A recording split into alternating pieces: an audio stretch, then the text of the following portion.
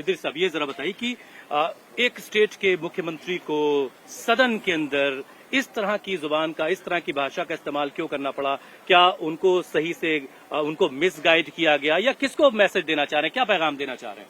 देखिए, जब बात हो रही है अवधि को प्रमोट करने की, दूसरी जो बोलियां हैं उसको प्रमोट करने की, वहां पर उर्दू को इस तरीके से, उर्दू को लेकर के जो नजरिया है वो कैसा लगा? जहां तक मैं समझ पाया हूं, दरअसल जो लोग इस काबिल नहीं थे कि उन्हें कहीं बड़ी मुकाम पे पहुंचना चाहिए थे, बदकिस्मती से वो लोग बड़े मुकाम पे पहुंच रहे हैं। योगी जी बदकिस्मती से या किस्मत से? बदकिस्मती कहेंगे हम तो कि वह पहुंच गए, ऐसे लोगों को नहीं पहुंचना चाहिए था से। लेकिन मोदी, उन्हें योगी जी को समझ ही नहीं है, न हिंदुस्तान की तारीख का हवाला पता है, न हिंदुस्तान की तहजीब का पता है, न हिंदुस्तान का, सिर्फ नफरत उनके दिमाग में बैठी हुई है और नफरत की बुनियाद पे ये सब वो कह रहे हैं। उनको अगर जरा सा भी तारीख का हवाला होता तो वो ये कह ही नहीं सकते थे, क्योंकि हिंदुस्तान जो है, हिंदुस्तान में उर्दू यहीं पैदा हुई है, दुनिया के किसी मुल्क में नहीं। उर्दू यही है, उर्दू दक्कनी, उर्दू तो जिस समाज को पैगाम देना चाह रहे हैं योगी जी, वो भी तो उर्दू के बारे में जानता होगा जो आप जान रहे हैं। योगी सब जानते हैं। योगी जी बेवकूफ बनाने की कोशिश करते हैं। ये लोग असल में नफरत इनके तो भरी हुई है, तो वो हर चीज को किसी न किसी जोड़ के बताते हैं कि ये मुसलमानों की जुबान नहीं है, हिंदुस्तान की जुबान है। और हिंदुस्तान में, मैं बनारस जी चीफ मिनिस्टर थे यूपी के, मैं उनके बहुत करीब रहा। एक बार मैं उनसे काम के लिए गया, मैंने कहा भाई फलां साहब के लिए एक चिट्ठी लिख दी। उन्होंने लिखा तो मैंने देखा कि वो उर्दू में लिख रहे हैं। अच्छा, मैं चक्कर पड़ गया। मैंने कहा साहब ये आप क्या कर रहे हैं? कहने लगे आपको पता नहीं, मैं सिर्फ उर्दू और अंग्रेजी जानता हूँ, मैं हिंदी नहीं जानता। तो ये उनकी लैक ऑफ नॉलेज है, योगी जी को मालूमात की कमी है और नफरत का उनका वो है जो जिससे बुनियाद पर सियासत कर रहे हैं, इसकी वजह से उन्होंने ऐसा कहा है। वरना सारे जो उर्दू के शायर हैं वो हिंदुस्तान के बड़े नामवर शायरों में, जैसे अभी बनाया चकवस्त, फराक गोरखपुरी, मतलब जितने बड़े शायर हुए हैं उर्दू के, वो सब गैर मुस्लिम थे। तो ये जुबान मुसलमानों के लिए, लेकिन उनके दिमाग में बैठा हुआ है कि मुसलमानों की जुबान है। भाषाएं जो हैं किसी कम्युनिटी की नहीं होती, किसी मजहब की नहीं होती।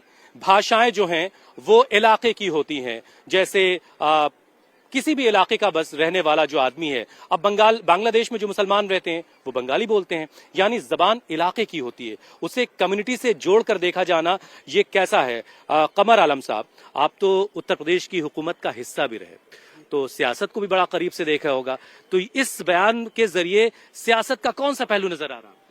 देखिए, ये सियासत का पहलू मुनाफरत वाला है। आज देखिए वो माहौल है, ये बुनियादें सारी जो नफरत पे इस वक्त खड़ी हुई हैं सरकारों की, उसका एक हिस्सा है ये। खुद योगी जी ने जो अल्फाज, जो तकरीर की है, तो फिर जब ये कहा जाता है सबका साथ, सबका विकास, सबका विश्वास, तो फिर इसमें ये चीजें कैसे दाखिल? ये जुमले हैं, ये जुमले हैं। देखिए योगी जी ने जो तकरीर की है विधानसभा में, उसको आप काउंट कर लिए कितने अल्फाज उर्दू के हैं। बड़ी अच्छी बात जावेद अख्तर ने भी कही थी कि उर्दू को मिटाने की बात करते हो, और ये बात भी उर्दू में कही। जी ये सिर्फ जो है एक सियासी उनका एजेंडा है, ताकि आम लोग इस जो बात को समझ पा रही है, अवाम को बहकाने के लिए सारे इकदाम किए जा रहे हैं। तो मैं आपको ये बता, अवाम के जहनों को क्लीन करने के लिए, जो जाले लगे हैं उनको साफ करने के लिए क्या कुछ कर रहे हैं? देखिए, कर रहे हो? आज की ये तकरीब मौलाना आजाद की जिंदगी पर मबनी है। मैं उसी तनाजुर में इस बात का ये जवाब दे रहा हूँ कि जब मुल्क तकसीम हुआ तो वो भी एक पोलराइजेशन था, जिसको लेकर और लोग, हाँ, जाहिर है मौलाना ने इसी जमुना के, इसी जामा मस्जिद की सीढ़ियों पे खड़े होकर कहा था कि याद करो, इसी जमुना के किनारे तुम्हारे आबा अजदाद ने वुजू किया था, यही नमाजें पढ़ी थी।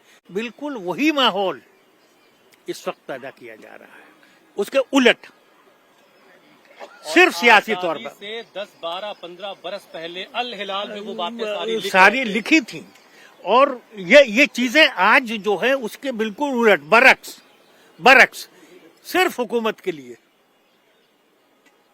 तो क्या समाज इस हद तक ऐसा हो चुका है कि समाज में उनकी सारी चीजें असरअंदाज हुई हैं, लेकिन अब 1-2 साल से हालात बदल रहे हैं।